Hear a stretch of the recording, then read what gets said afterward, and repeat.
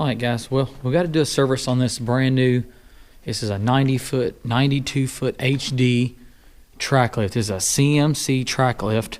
Here's the chipper we was working on earlier today. We had a service run and didn't have enough time to get back here to get this thing done. So we'll hit this and back tomorrow, and we'll get that there done. But I'm gonna go ahead and get a view on this here. This is, like I said, 92-foot track boom is what this here is. Very, very good machine. It's brand new. We're going to do the very first service on this machine. I think it's got right at 65.7 hours is what's on here. So it's definitely got to be, definitely got to get the oil changed in it. And see what we can come with up on that little fuel filter there. The guy told me, he said, don't worry about the fuel filter on the first service. He said it'll be fine. They just mainly want to check the oil. So like I said, don't mind the messy shop. Just been too busy to keep it clean. So we're gonna go ahead and try to get this this cover here off, so we can access the oil filter and just check everything out real easy. Like I said, they give you these things here.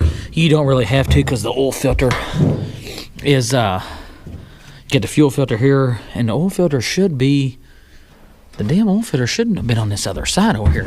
I know, because that one day I seen it and I was like, damn, that thing's hard to get to. I know it's on this side here. It's right down there. So let me get this set up here so you guys can see exactly what we're doing here. Damn. I guess I gotta get me a pair of pliers to tighten that damn thing. Get that damn thing off of there.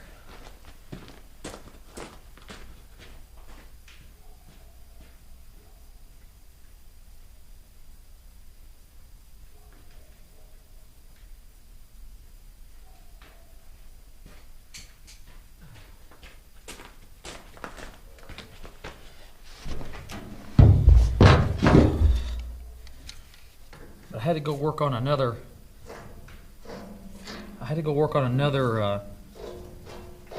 chipper earlier, and I might not making a video on it. I might make a little small video of that myself. I don't know. It was just a quick little service run out there. It ain't nothing too. It was nothing too crazy, but the damn the motor mounts broke, and the motor mounts, I guess they got loose,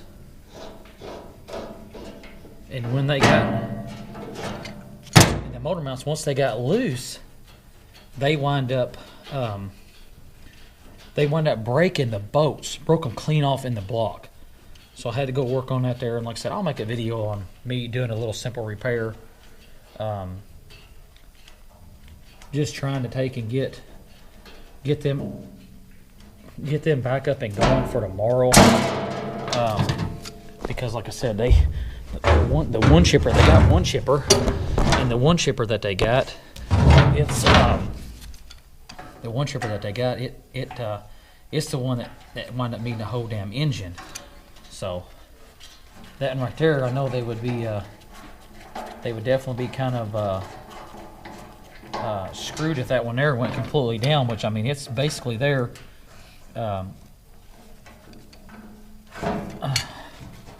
What happened was the bolts got loose, and when they got loose, the pressure of the motor wound up breaking them off. All four of them broke off into the head. So we definitely gotta do that. But after you get those two pieces there out, this piece here should just slide right off, just like this right here. And like I said, guys, just be careful. If you got a brand new one, just be careful with it, because these things, they are not cheap. I mean, they're almost, they're upwards of fucking $200,000. He said, don't worry about the air filter either. We'll take it, and not gonna mess with that. But you can see here, where the oil filter is here now. Way easier to take and get the oil changed in it. So we're gonna take and I gotta definitely make sure, because my oil filter on mine, the one that I had, the oil filter that I got, it looks bigger than this one here. So let me grab my oil filter and just double check to make sure that I have the right one. Okay, so I'll go ahead and see if we can get this one here off. Get this oil here taken off, and we're going to take and drain the we're going to wind up draining the oil out of it. But there seems kind of loose there. Let's see if I can get this off here.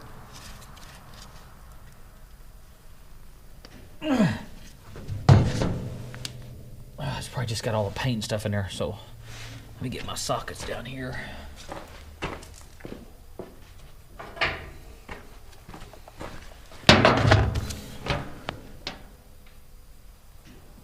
This one's going to be this one here is just going to be an Allen head. It's not going to be a socket. So let me grab Allen set.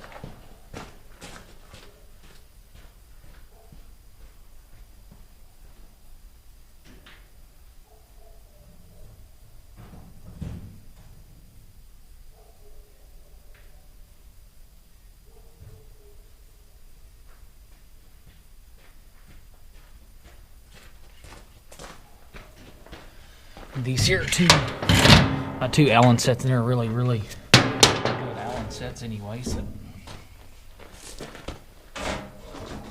set that down there. We'll get this straightened out. It might be this one. Nope, like too small. Oh. Hey, I didn't want it in the oil. Damn it. I dropped that right in that damn oil.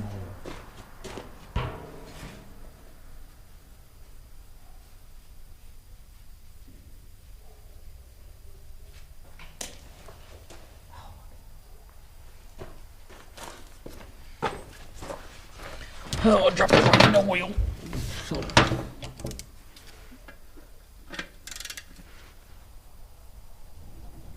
There we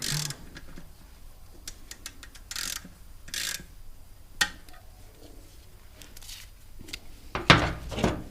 Put this back on here. Set this over here. Oh, sorry guys. Let me get y'all right over here like this.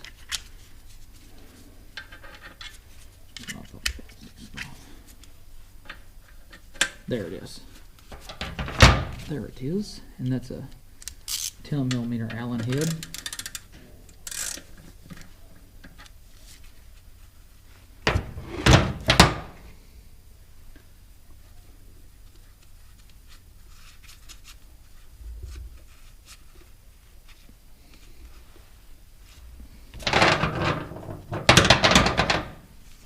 I figured it wasn't going to turn it all the way out.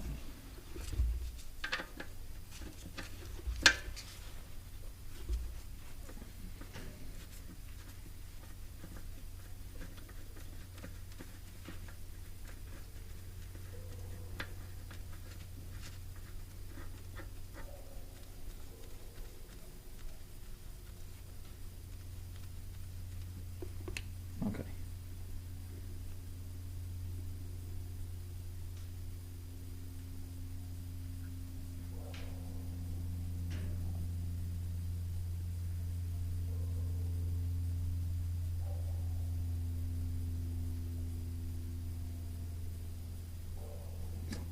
It's gonna be close on this little bucket here. Yeah, it's slowing down now. I was getting ready to say, I was like, man, this little bucket, that should be plain enough for that little bucket, but like I said, the oil, it all looks really good. I don't see no metal or nothing in there, so that's always a plus.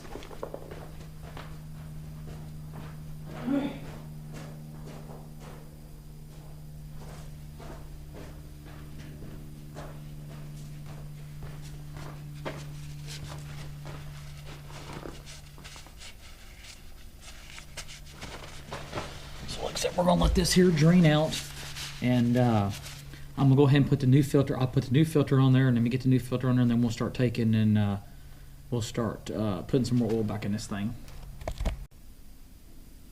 All right, guys. Well, I got the oil here, and we're gonna start putting the oil in it.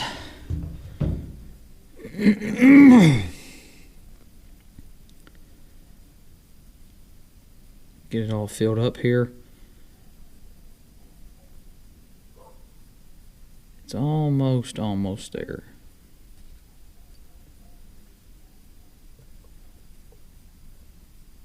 Let that drain down a little bit more. See what that dirt does. Should be good to go. Just make sure whenever you're changing oil, when you change oil, just make sure you watch these wires here, because these are all the wires that go for the alternator and the motor and the starter wires. Everything is right here. So just make sure you pull the filter off. Make sure you be careful with these wires here, because you don't want to damage them at all. Let's see here. Go ahead and check it out. And if anybody's wondering, this has got the I think it's a 902. I think it's a 902 Kubota. I believe that's what it is. I'm almost certain. Yeah, it's a D902 is what this one here is. So if you gotta get the oil, you gotta get the oil and the filter and everything, just say, I need it for a 902, and that should get you what you need. Yeah, it's right on the money there. So we'll be good to go on the oil. We'll fire it up here in a second and run it and see. Make sure it's all good. Put the cap cover back on it here. Just make sure to get it all cleaned off really good. Put the cap back on it.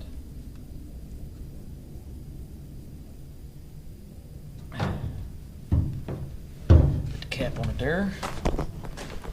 Go ahead and fire it up.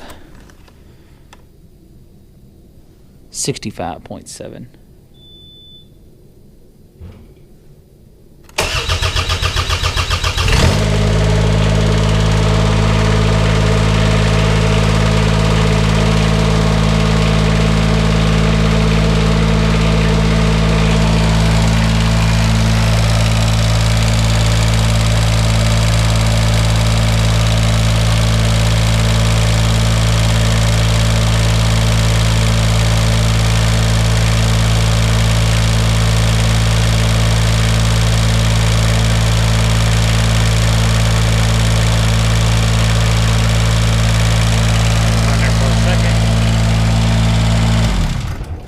Turn it off.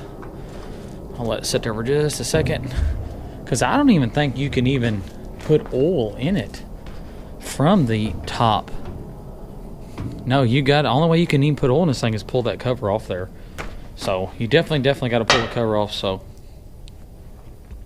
but these things here, if you got to put coolant in these things take blue antifreeze, and same thing as like Komatsu, mostly anything foreign, Kubota, Komatsu, stuff like that there, they all take blue antifreeze. So make sure you put blue antifreeze back in there. This is all the control panels.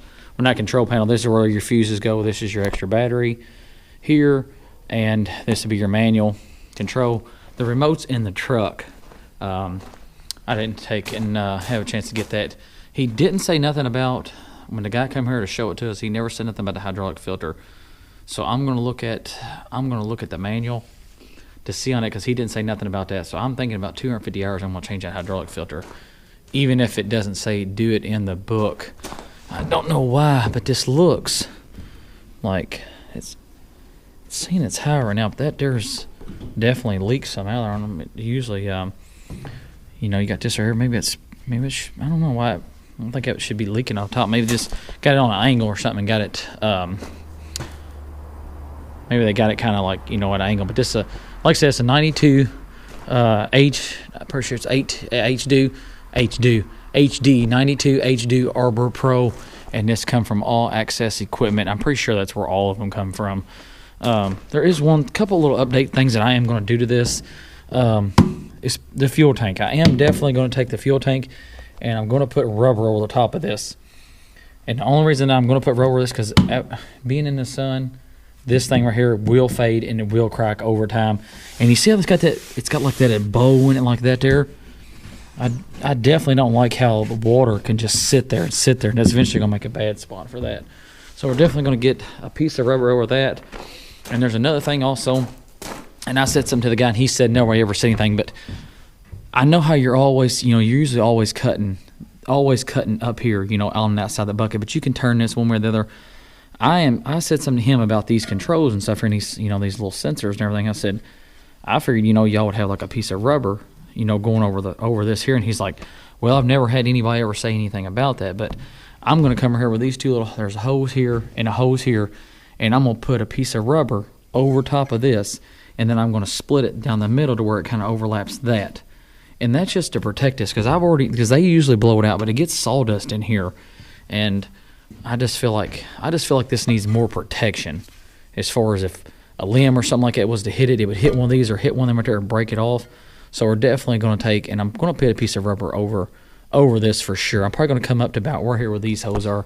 Matter of fact, maybe here or right here, and just kind of cover this all the way down to gets, kind of like right down in here with that piece of rubber, just to make it, a little bit more better than what it is. And I ain't saying that it's not bad, because he said that nobody ever did say anything about it being a problem. But I don't know. I've been around equipment long enough, and I just kind of know when something really needs to be addressed. Like the fuel tank, I feel like the fuel tank should have had some kind of cover over it. Just because, if you're in the line of tree work, you're going to know that when this thing's all the way up in the air, this tank is completely exposed. There's nothing that hides it. So I'm definitely going to take and put a piece of rubber over that there. And the rubber may not help it, and it may help it. It just gives me a peace of mind that I think it's going to be way protected than when I do it that way. So let's go ahead and check this here out. Just kind of a couple updates, that I think could be kind of improved on this. And like I said, the oil here, it was pretty much golden clear as it was. It was the day they poured it in there from another thing. But 50 hours, you're supposed to do it 50 hours, and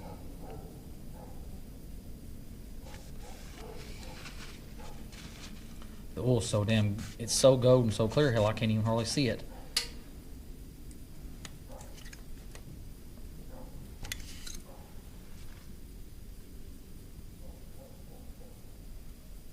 Okay, well, it looks good. I'll let them run it tomorrow, and then they can check it. They can check it again to see what they think. But I'm pretty sure we're good. Sorry, guys. I do it all the time. I don't get this thing sitting right here. Pretty sure we're good to go on that. The next time I service it, I will change the filter and stuff. But he told me for the first 50 hours, he said, don't worry about changing the fuel filter. It'll be just fine. Do it on the initial, I want to say initial 250 hours. I'm not 110% sure on that.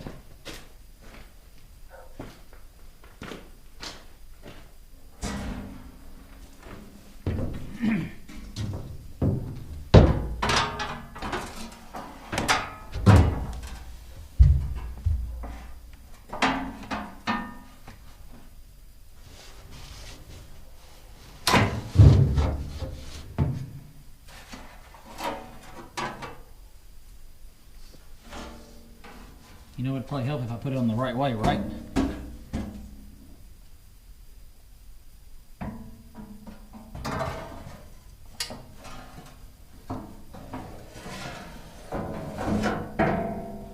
Okay, so there we go. Let's see here, make sure we get it. More than likely, it's just got to be picked up a little bit. Right there, got it.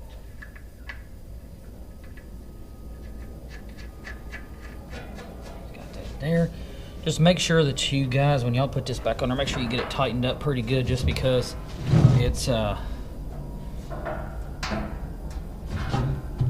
only being held on by these two bolts here, two on this side and two on that side there. And like I said, just make sure you get them tightened. And I'm going to tighten them down. I had to take them off with a pair of pliers, and I'm going to put them back on with a pair of pliers after I get the other side done. And the truck, I'm trying to do 2 damn services here at once, because the truck that tows this, it's been needing the oil change for a while. And I was just like, you know what, I'm out here late. I was like, you know what, I'm out here late, so I might as well just do them both and be done with it. That's one last thing I gotta worry about. That's one less thing I got to worry about tomorrow or the next day. I don't know. My pliers were to land here on the ground. I don't know what to do with them. Oh, there's them back here on this barrel.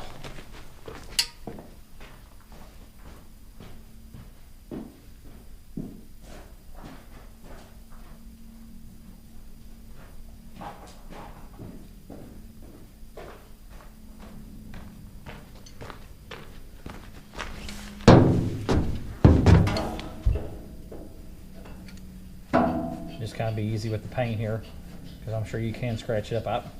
I mean, these bolts here, these nuts are kind of fine the way they got them, but as tight as this needs to be, they probably should just used a, in my opinion, they should just use a regular nut and socket myself.